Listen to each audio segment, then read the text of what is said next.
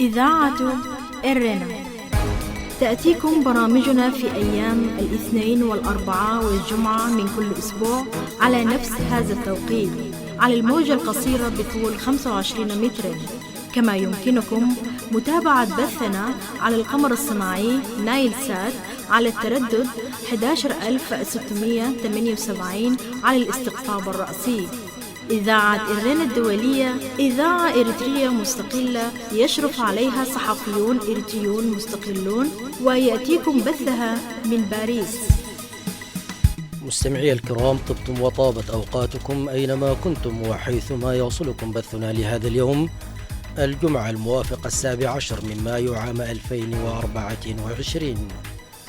كما هي عادتنا دائما وأبدا مستمعي الكرام، نبتدئ البرنامج العربي بنشرة الأخبار، يلي ذلك فاصل غنائي، ثم تتابعون بعد ذلك حلقة جديدة من برنامجكم الأسبوعي تعليق على حدث، والذي يأتيكم اليوم بعنوان لماذا يتزايد الاهتمام الصيني بالموقف في القرن الإفريقي، وذلك من خلال استعراضنا لمقال كتبه أسامة السعيد في صحيفة الشرق الأوسط في عدد الجمعة 29 من مارس الماضي.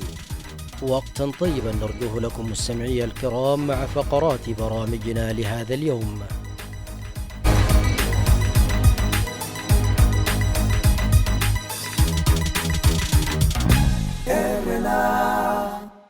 المستمعون الكرام، فيما يلي أقدم لكم نشرة الأخبار أبتدئها بالعناوين. القيادة المركزية الأمريكية تقول إنها دمرت 4 طائرات مسيرة أطلقت من مناطق سيطرة الحوثيين في اليمن.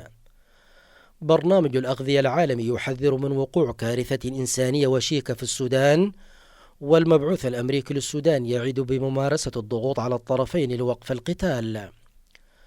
وقتلى وجرحى في اشتباكات بين مسلحين وقوات الأمن في منطقة جامبيلا المتاخمة للحدود الأثيوبية الجنوب السودانية. كانت تلكم سيداتي سادتي عناوين الأخبار، وإليكم التفاصيل من إذاعة إرنا الدولية في باريس.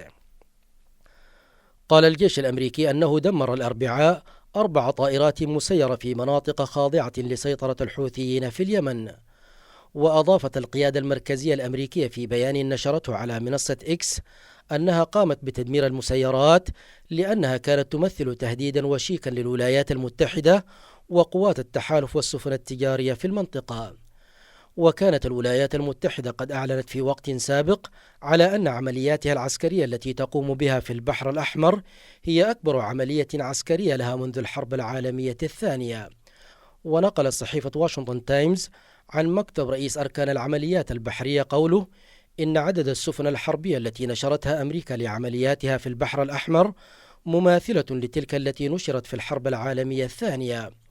وتقوم الولايات المتحدة وحلفاؤها في حرس الازدهار بعمليات عسكرية واسعة النطاق في البحر الأحمر تستهدف هجمات الحوثيين على السفن التجارية. وقال الأميرال فريد باير رئيس أركان العمليات البحرية إن قواتنا تقوم حاليا بعمليات نشطة في البحر الأحمر، مؤكدا استعدادها لأي أمر طارئ حسب قوله. وكانت دول من بينها فرنسا وألمانيا قامت بعمليات أخرى في البحر الأحمر بقيادة الاتحاد الأوروبي، ونشرت سفنها الحربية قبل أن تسحب جزءا منها في وقت لاحق. هذا وأعلنت الولايات المتحدة الأمريكية الأسبوع الماضي أنها أرسلت السفينة USS داويت إيزنهاور إلى البحر الأحمر، وعلى متنها عشرات الطائرات والمروحيات وصواريخ نووية متطورة. هذا وحذر الحوثيون من أنهم سيواصلون مهاجمة سفن التحالف في البحر الأحمر حتى توقف إسرائيل عملياتها العسكرية في غزة. حذر كارل سكاو نائب المدير التنفيذي لبرنامج الأغذية العالمي الأربعاء من أن الفرصة تتضاءل لتجنب وقوع كارثة إنسانية في السودان، مؤكدا أنه زار فريق البرنامج التابع للأمم المتحدة في السودان لإيجاد سبل توسيع نطاق المساعدات الإنسانية إلى ولايات دارفور والخرطوم وكردفان والجزيرة وغيرها. وأكد نائب المدير التنفيذي على ضرورة اتخاذ إجراءات عاجلة لحماية المدنيين وزيادة المساعدات المنقذة للحياة إلى من هم في أمس الحاجة إليها. من جهة ثانية، ذكر وزير الداخلية السوداني بأن الشرطة السودانية تتلقى تدريبات عسكرية على حرب المدن والشوارع، وذلك للاستعانة بها في القتال إلى جانب الجيش السوداني في حرب المدن. وأضاف الوزير بأن عددا من قوات الشرطة تتلقى في الوقت الحالي تدريبات عسكرية نوعية في ولايات القضارف والبحر الأحمر ونهر النيل، موضحا عدم حاجة القطاع الشرطي لتجنيد أعداد جديدة وفق ما ذكر موقع سودان تريبيون. تأتي هذه التصريحات في وقت أعلن فيه المبعوث الأمريكي الخاص إلى السودان توم بريلو أن طرفي الحرب لم يبديا استعدادهما للجلوس إلى طاولة المفاوضات في الوقت الحالي، بالرغم من توجيه الدعوة لهما بشكل رسمي للعودة إلى طاولة المفاوضات. وألمح توم بريلو إلى ممارسة مزيد من الضغوط على طرفي الصراع لوقف القتال والعودة إلى طاولة المفاوضات. جاء ذلك خلال حديث في جلسة مغلقة مع عدد من النشطاء والأحزاب السياسية السودانية في العاصمة الأوغندية كمبالا، وذلك في إطار جولة جديدة يقوم بها إلى بعض الدول الإفريقية بشأن استغلال علاقاتها للضغط على الطرفين، وتشمل زيارة المبعوث الأمريكي كل من أوغندا وكينيا ومصر. ذكرت وسائل الإعلام أن 9 أشخاص على الأقل من بينهم أفراد من قوات الأمن قتلوا في اشتباكات في منطقة غامبيلا بأثيوبيا خلال الأيام الثلاثة الماضية. وقال أمود مفوض شرطة المنطقة إن الاشتباكات في منطقة إيتانغ اندلعت بسبب إطلاق نار من مسلحين رفضوا تسليم أسلحتهم لقوات الأمن التي تسعى لجمع الأسلحة، مؤكدا أن 3 من القتلى من قوات الأمن والبقية من المدنيين. وبحسب راديو دوتش فيله أصيب 17 شخصا بجروح خطيرة خلال الاشتباكات بين المسلحين وقوات الأمن، وأدت الأحداث إلى توقف حركة النقل والمواصلات في المنطقة. وتعد منطقة غامبيلا المتاخمة لجنوب السودان موطنا لعدد كبير من المجموعات العرقية الأثيوبية النوير والأنواك، وكانت المنطقة مسرحا للاشتباكات المتكررة. بهذا أصل إياكم مستمعي الكرام إلى نهاية النشرة الإخبارية لهذا اليوم، وقتا طيبا أرجوه لكم مع متابعة بقية فقرات برامجنا. راديو إيرنا.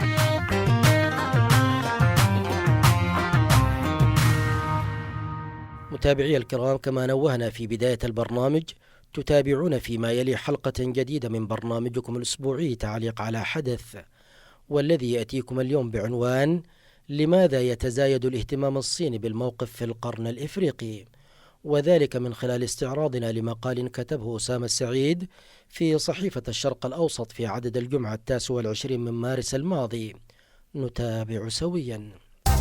إذاعة إيرينا، صوت مستقل لإريتريا. أهلا بكم مجددا مستمعي الكرام ومستمعات الكريمات. لا يزال تركيزنا مستمرا حول التحديات والتطورات التي تشهدها منطقة القرن الإفريقي في ظل التهافت الدولي والإقليمي عليها، ومحاولة إيجاد موطئ قدم لها فيه، إدراكا لأهميته الاستراتيجية لتعزيز النفوذ والسيطرة، سواء كان على الممرات المائية والهيمنة البحرية، أو ضمان استمرار المصالح التجارية والاقتصادية بتأمين حمايتها من القرصنة المتكررة في المنطقة، أو السيطرة على الموارد الطبيعية التي تذخر بها دول المنطقة. لذا فإن المنطقة وبالرغم من صغر مساحتها تعج بالقواعد العسكرية البحرية للدول المتنافسة. كان آخر ذلك اتفاق التعاون التجاري والعسكري الذي وقعته الحكومة الفيدرالية الصومالية مع تركيا في فبراير الماضي، لتنضم بذلك تركيا من خلال هذه الاتفاقية إلى الوجود الأجنبي الفرنسي والأمريكي والصيني. وغير بعيد من ذلك تابعنا المساعي الروسية في مغازلة دول المنطقة بالدعم والمساندة الاستراتيجية، وذلك في سبيل الحصول على قاعدة بحرية على البحر الأحمر. ولا أدل على ذلك من المناورات البحرية التي قامت بها روسيا في البحر الأحمر في نهاية مارس الماضي، وكذلك زيارة نائب وزير الخارجية الروسي ميخائيل بوغدانوف إلى السودان ولقائه مع البرهان وكبار المسؤولين في مجلس السيادة. كل ذلك يثير تساؤلا في الأذهان، وهو لماذا تجمع هذه الدول في الاهتمام بمنطقة القرن الإفريقي وتزدحم فيها دون غيرها من المناطق. وكنا قد تناولنا مستمعي الكرام ومستمعات الكريمات في حلقات سابقة من هذا البرنامج دواعي الاهتمام الروسي والتركي والأمريكي بمنطقة القرن الإفريقي وباب المندب. واليوم مستمعي الكرام ومستمعاتي الكريمات نتناول تزايد الاهتمام الصيني بالمنطقة، وذلك من خلال استعراضنا لمقال كتبه أسامة السعيد في صحيفة الشرق الأوسط في عدد الجمعة الموافق 29 من مارس الماضي، وذلك تحت عنوان: لماذا يزداد الاهتمام الصيني بالموقف في القرن الإفريقي؟ نتابع. راديو إيرنا راديو إيرنا كاب كتما باريس محلالف بإرتوران غازيتنياتا زدالو نتا راديو.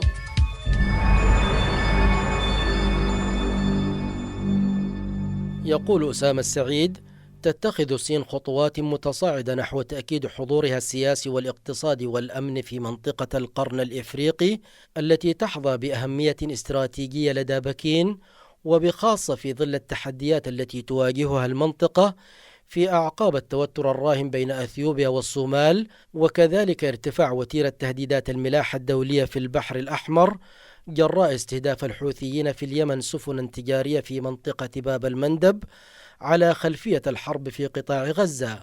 ويرى بعض الخبراء والمحللين أن الاهتمام الصيني بمنطقة القرن الإفريقي له دوافع استراتيجية واقتصادية، ويضيفون أن الصين تسعى للحد من وتيرة التوتر والتصعيد في منطقة القرن الإفريقي. وفي سياق المساعي الصينية لتعزيز علاقاتها مع دول القرن الإفريقي، استقبل وزير الدفاع الصومالي حسن حسين حاجي السفير الصيني لدى الصومال في شانغ شاو.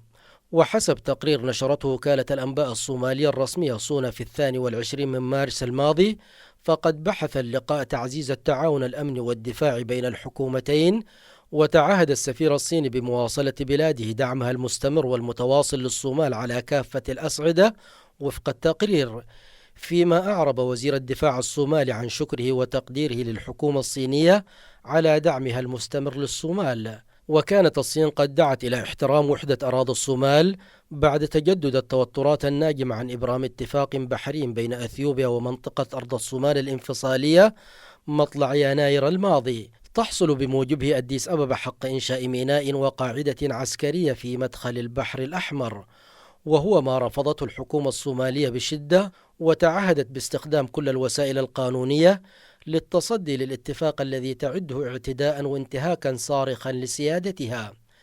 كما أبدت الصين اهتماما كبيرا بالتوتر الراهن في البحر الأحمر جراء تنفيذ الحوثيين في اليمن هجمات متكررة على سفن تجارية في مضيق باب المندب، مما أدى إلى انخفاض حركة المرور بنسبة 60% وفقا لمعهد كيل للاقتصاد العالمي.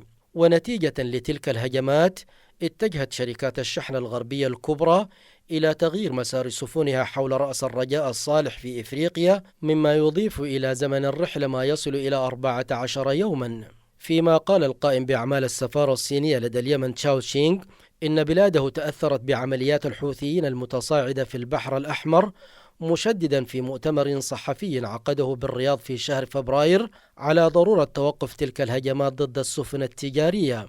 ويتدفق نحو 15% من التجارة العالمية عبر الممر الذي يمتد من خليج عدن عبر البحر الأحمر وقناة السويس في مصر، ويربط بين آسيا وأوروبا، وهو ما يمثل أولوية بالنسبة لتجارة الصين التي تعد شريكا تجاريا لنحو 140 دولة حول العالم، يقع معظمها في إفريقيا وأوروبا. ما زلتم مستمعي الكرام ومستمعات الكريمات تتابعون حلقة جديدة من برنامجكم الأسبوعي تعليق على حدث، والذي يأتيكم اليوم بعنوان: لماذا يزداد الاهتمام الصيني بالموقف في القرن الإفريقي؟ فاصل قصير ونعود إليكم، فابقوا معنا. هذه إذاعة إيرنا. ويرى الخبير في الشؤون الإفريقية المقيم في الولايات المتحدة الإريتري إبراهيم إدريس أن الاهتمام الصيني بمنطقة القرن الإفريقي له دوافع استراتيجية واقتصادية بالغة الأهمية بالنسبة لبكين، مشيرا إلى أن الصين طورت خلال السنوات الأخيرة حضورا مؤثرا في المنطقة، وأن تنامي اهتمام الصين أخيرا بمنطقة القرن الإفريقي يرجع إلى حجم ما تمتلكه بكين من علاقات قوية مع دول المنطقة، وبخاصة أثيوبيا وجيبوتي والصومال وإريتريا. ومن ثم فإن التوتر الراهن بين أثيوبيا والصومال يمثل إضرارا بالمصالح الصينية في منطقة القرن الإفريقي. ويضيف إبراهيم إدريس قائلا إن الحكومة الصينية تسعى بشكل واضح إلى الحد من وتيرة التوتر والتصعيد في منطقة القرن الإفريقي، باعتبار ذلك مصلحة ذات بعد اقتصادي مهم للاستثمارات الصينية، فضلا عن كونه يمثل مصلحة استراتيجية لتأمين مشروع طريق الحرير الذي يحظى بأولوية لدى الصينيين. فمنطقة المحيط الهندي ومسار البحر الأحمر جزء حيوي في هذا المشروع الصيني الكبير، فضلا عن مساعي بكين للحصول على ميناء بحري في المنطقة لخدمة أنشطتها التجارية على هذا الطريق. ومنذ تولي الرئيس الصيني شي جين بينغ الحكم في عام 2013 أصبح القرن الإفريقي منطقة رئيسية تعمل الصين فيها على حماية تنفيذ مبادرة الحزام والطريق التي اقترحها الرئيس الصيني، وتهدف إلى زيادة تعزيز التعاون الاقتصادي الدولي. وتضم مبادرة الحزام والطريق 41 دولة من أصل 55 دولة إفريقية، معظمها يقع على الساحل الشرقي المطل على المحيط الهندي، وأبرزها دول تقع في منطقة القرن الإفريقي. كما تحولت المنطقة في السنوات الأخيرة ساحة للتنافس الدولي، حيث تمتلك العديد من الدول قواعد عسكرية في المنطقة، في مقدمتها الولايات المتحدة. ما زلتم مستمعي الكرام ومستمعاتي الكريمات تتابعون حلقة جديدة من برنامجكم الأسبوعي تعليق على حدث، والذي يأتيكم اليوم بعنوان لماذا يزداد الاهتمام الصيني بالموقف في القرن الإفريقي؟ فاصل قصير ونعود إليكم، فابقوا معنا. إذاعة إرينا، صوت مستقل لإريتريا. وقد افتتحت الصين قاعدتها العسكرية في جيبوتي عام 2017، وتعد أول قاعدة لها في إفريقيا، وتضم 10,000 جندي بهدف حماية مصالح الصين الكبيرة والمتنامية في المنطقة، بالإضافة إلى تجويد السفن التي تشارك في عمليات حفظ السلام والمهمات الإنسانية عند سواحل اليمن والصومال، وفق ما جاء في الكتاب الأبيض الصادر عن الخارجية الصينية عام 2018. كما تعد الصين الشريك التجاري الأول لمعظم الدول الإفريقية، ولديها كثير من المشروعات الكبيرة في منطقة القرن الإفريقي، لا سيما في مجالات البنية التحتية والطاقة والنقل.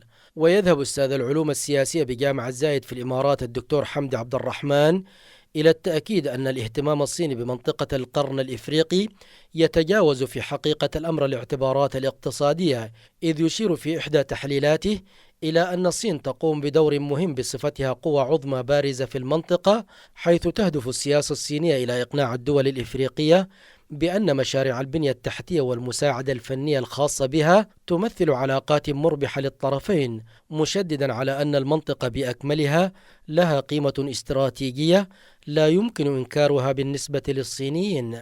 وأوضح حمد عبد الرحمن أن دوافع أمننة الوجود الصيني في القرن الإفريقي ذات شقين اقتصادي وسياسي، وإن كان ثمة تداخل بينهما.